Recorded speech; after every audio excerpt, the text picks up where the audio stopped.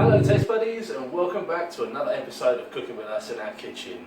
I'm Alex, and today I'm going to make for you some herb and citrus fish cakes, which are absolutely delicious, so cheers to that.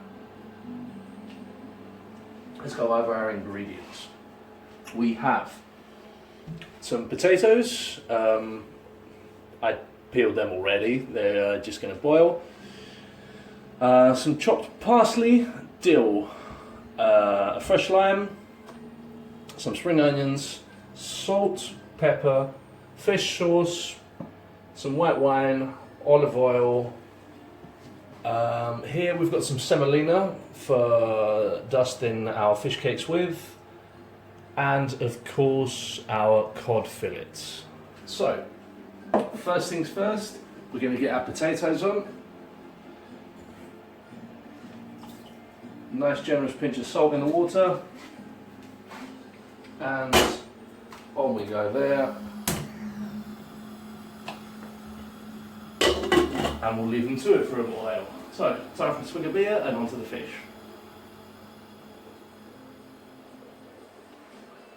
Okay, time to prep our fish.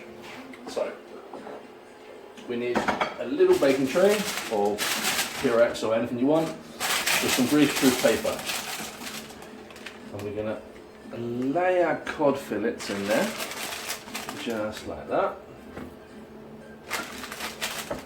Now we're going to season them.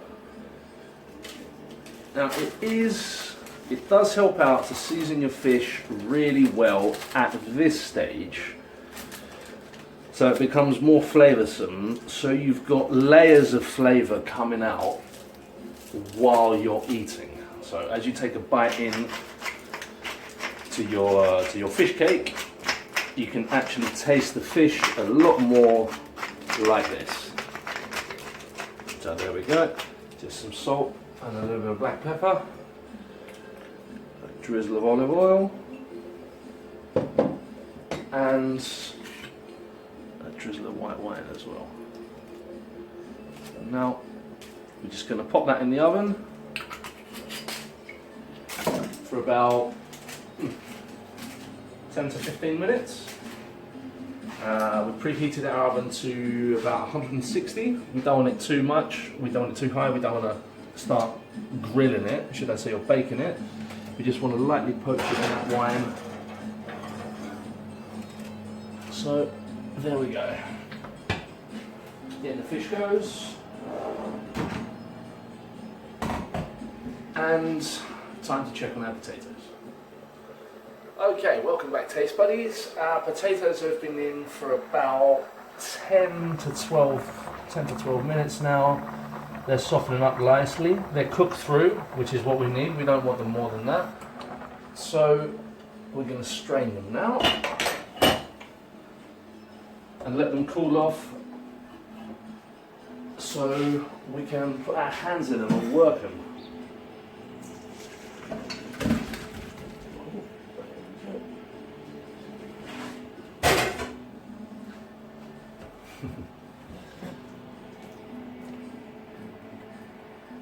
Okay, we're just going to leave these now in our bowl to cool off a little bit, and by which time the fish should be ready as well. Okay, our fish has been in for about 15 minutes because, actually no, probably more, about 20 minutes, because I forgot that I'm not at the olive tree, which is where I last made this, and I don't have a super duper oven.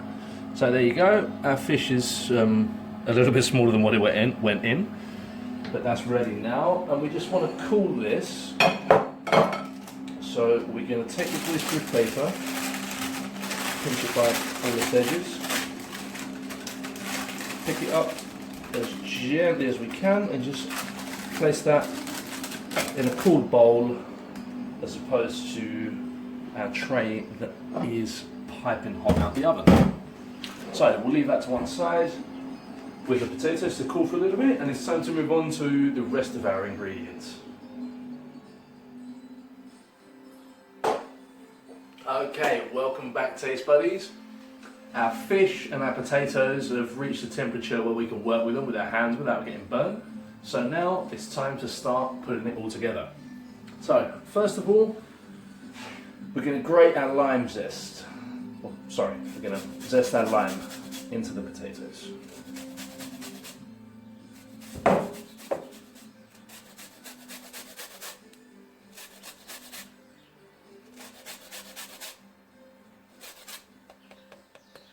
Okay, there we go.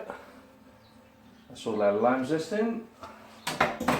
And of course, we want the juice as well. So just going to cut that in half.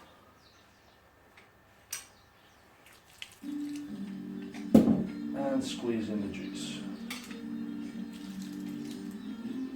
And after all that hard work, I think it's time for another swig of beer. Okay, now time to finally chop our onions. So you want to chop them as fine as possible because we don't want to be finding big pieces in our fish cakes.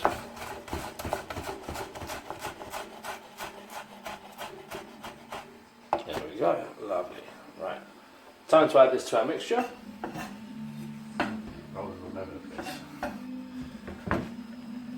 So, in go our spring onions, to our potatoes,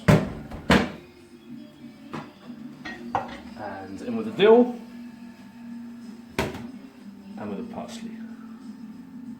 There we go. Sorted. Now this is optional. I like mine extra fishy, especially if you're using cod or haddock or plaice or anything like that. If you're using a greasier fish, so starting with anything like bream, and definitely like if you're using salmon or mackerel, you won't need this. So optional to you, literally just a couple of dashes and one for luck of fish sauce. Some extra black pepper.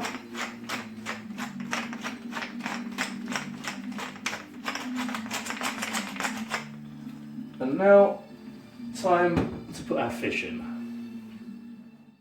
Okay, now for our fish. So this is cooled off nicely. We can work with it. We're going to flake that with our hands, just like that, and drop it into quite chunky flakes into our mixture, just like that. There we go. It is one of them ones you can't really do it without getting your hands dirty unless you've got some gloves, but kind of takes away the fun out of it. All you need to do is wash your hands afterwards and you're fine. Okay.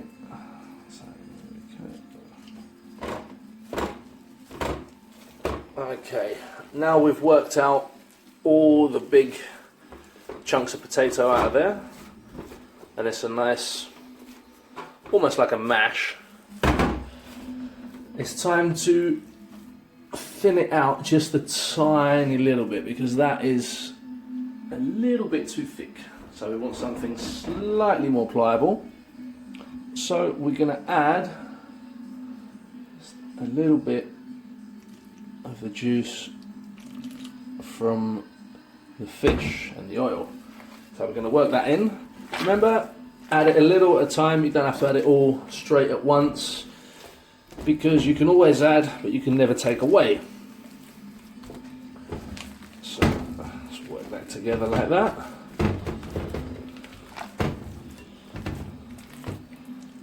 And now we can see it's getting more pliable. Okay, now we've got it looking like this, pretty much like a mash that can stand up. It's ready to leave to rest for a little bit. So we're just going to put this in the fridge. We're going to cover it with cling film. Actually, first of all, I'm going to taste it for salt.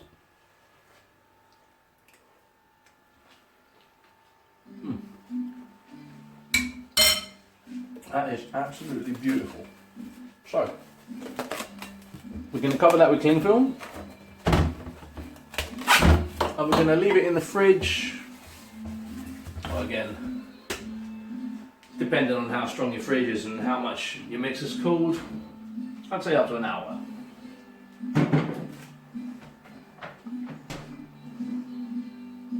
See you in a bit. Okay, welcome back, Taste Buddies.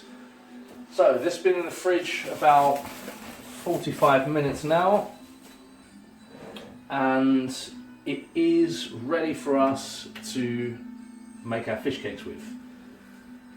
So this is a hands-on job. Easy way to prevent most of that mixture sticking to your hands is just a tiny drop of olive oil in there, in your hands. It doesn't feel amazing by any means, but it does help quite a lot. So, depending if you're making them for a main course or a starter, however large you want them, shape them like that in your hand, and we're going to dip them just to dust them like that in the semolina. You can also use cornstarch. Sorry, cornmeal. If you don't want to use semolina, if you want to go for a gluten-free option, which is very easy to do with recipes like this.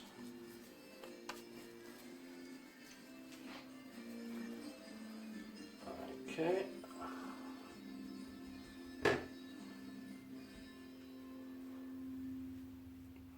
Last one. There we go. Right. Time for a quick hand wash and to get frying. Okay, Taste Buddies, here we are. Time to fry our fish cakes. So we've got a hot frying pan, our fish cakes, cooling aid, must. So we're going to go with a drizzle of olive oil, not too much, just to almost coat the bottom of the pan. Okay, so we're just going to place these in the hot oil now, away from us. Like that. Give them a little twist, so we make sure there's oil on the bottom and everywhere. Like that.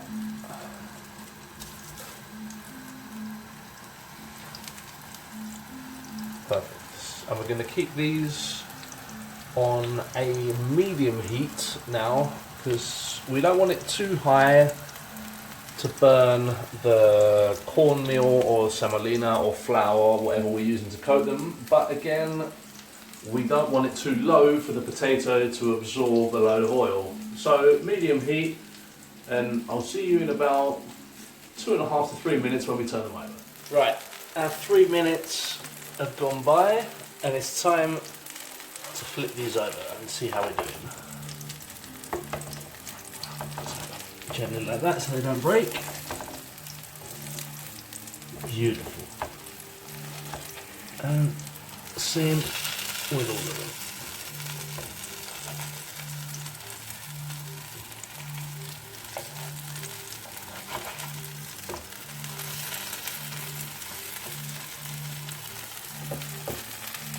There you go.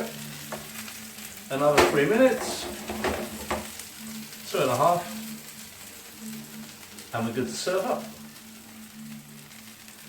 Okay, now our fish cakes are done on the other side as well, so we're going to take them out. There you go, same on the other side, and we're going to put them onto some kitchen paper, just to drain off any excess grease, like that. And we're going to add a little bit more olive oil to our frying pan, and we're going to go over the same procedure again for the other 4. Okay, now our second batch is ready as well. So, just going to take these off as well. We're going to place them on some kitchen paper. Just for a moment, and time for us to start plating up. So we're going to plate this up with some green salad that we made earlier. So there we go.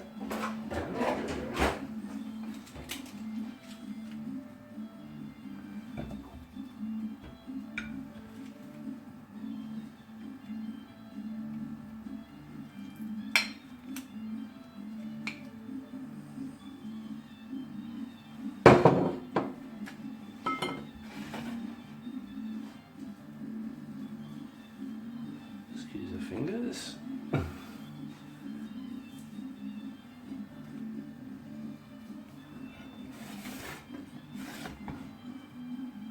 And there we go. Our herb and citrus fish cakes. Enjoy. Don't forget to like and subscribe to our channel. And hit the notification button so you can be up to date with all our new videos. Thank you very much for watching. Until next time, one love.